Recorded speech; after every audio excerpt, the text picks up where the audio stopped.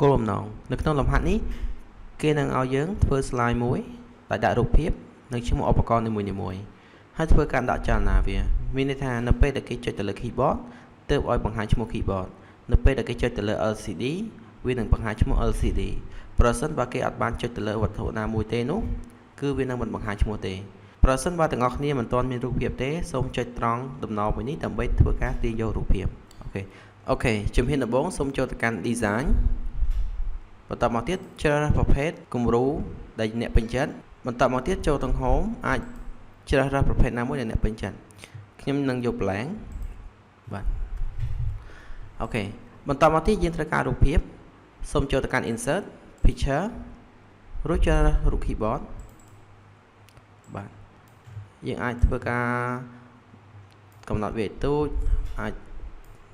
បញ្ឆិតដើម្បីឲ្យកាន់តែស្អាតបន្តមកចូលទៅកាន់ insert យក text box យកមកគូមកហើយយើងដាក់ឈ្មោះថា keyboard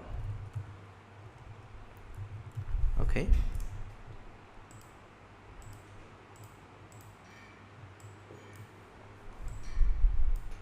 គឺយើងធ្វើជំហានបែបនេះរហូតដល់គ្រប់ឧបករណ៍ទាំងអស់អូខេទាំងអស់គ្នាបន្ទាប់ពីអ្នកបានធ្វើការបញ្ចូលរូបភាពនិងដាក់ឈ្មោះឧបករណ៍រួចរាល់សូមធ្វើការដាក់ចលនាទៅឲ្យឈ្មោះឧបករណ៍នីមួយៗដើម្បីឲ្យមានចលនាសូមចុចទៅលើឈ្មោះរបស់វាចូល animation យើងអាចធ្វើការដាក់ចលនាគឺយើងប្រើប្រាស់ fade ធម្មតាអូខេយើងធ្វើការដាក់ម្ដងមួយយើងនឹងដាក់គ្រប់ឧបករណ៍ទាំងអស់គ្រប់ឈ្មោះឧបករណ៍ទាំងអស់អូខេដូចនេះគ្រប់ឧបករណ៍ទាំងអស់គឺត្រូវបានដាក់ចំណតចលនាហើយអូខេតោះយើងចាប់តាមមុនលទ្ធផលនៅពេលដែលយើងដាក់ចលនា animation នោះវានឹងធ្វើចលនាតាមលំដាប់ទោះជាយើងអត់ចុចក៏វានៅតែចេញតាមលំដាប់ដែរ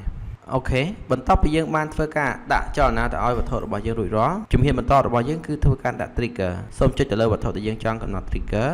រួចចូលទៅកាន់ animation បន្តមកជ្រើស trigger click off ហើយជ្រើសវត្ថុដែលយើងចង់ឲ្យវាធ្វើចលនានៅពេលដែលយើង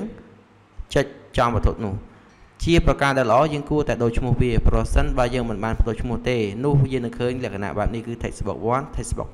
2អញ្ចឹងដើម្បីងាយស្រួលក្នុងការកំណត់យើងគួរតែដូរឈ្មោះវាដើម្បីធ្វើការបដូរឈ្មោះសូមចូលទៅកាន់ home select selection pane បន្តមកទៀតយើងធ្វើការចុចទៅលើវត្ថុនោះវាយើងនឹងឃើញវា highlight ឲ្យយើងឬក៏យើងអាចចុចលាក់ដើម្បីកាន់តែច្បាស់ថានឹងជាវត្ថុរបស់យើងបន្តមកទៀតយើងធ្វើការចុចទៅលើវា2ដងដើម្បីធ្វើការបដូរឈ្មោះបន្ទាប់ពីអ្នកបានបដូរឈ្មោះគ្រប់ឧបករណ៍ទាំងអស់នោះដើម្បីកំណត់រួចរាល់សូមចូលត្រឡប់ទៅកាន់ animation វិញចុចទៅលើវត្ថុរបស់យើងចូលទៅកាន់ animation trigger click off មានន័យថាខ្ញុំនឹងដាក់ទៅលើ keyboard